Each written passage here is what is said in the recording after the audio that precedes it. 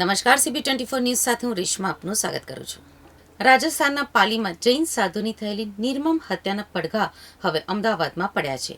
આ ઘટનાથી જૈન સમાજમાં ભારે રોષ અને વેદના જોવા મળી રહી છે, જેને લઈને આજે 7મી જૂને અમદાવાદમાં એક વિશાળ સંત સુરક્ષા રેલીનું આયોજન કરવામાં આવ્યું હતું। રાજસ્થાનના પાલીમાં જૈન સાધુની થયેલી નિર્મમ હત્યા મામલે અમદાવાદમાં રેલી શ્રી રેવા જૈન સંઘ વાસણાથી શરૂ થઈ હતી અને ત્યારબાદ પ્રીતમનગર અખાડા ખાતે એક સભા યોજવામાં આવી હતી। આ રેલીમાં નાના બાળકોથી લઈને વૃદ્ધ લોકો પણ જોડાયા હતા।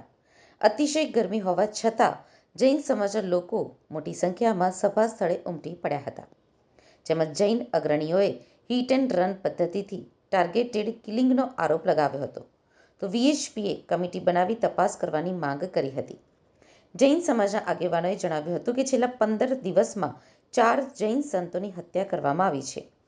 તેઓનો આરોપ છે કે છેલ્લા કેટલાક વર્ષોથી હિટ એન્ડ રનની એક સમાન પદ્ધતિથી ભારતના અમૂલ્ય ધરોહર સમાજ જૈન સંતોને નિશાન બનાવીને ટાર્ગેટેડ કિલિંગ કરવામાં આવી રહ્યા છે।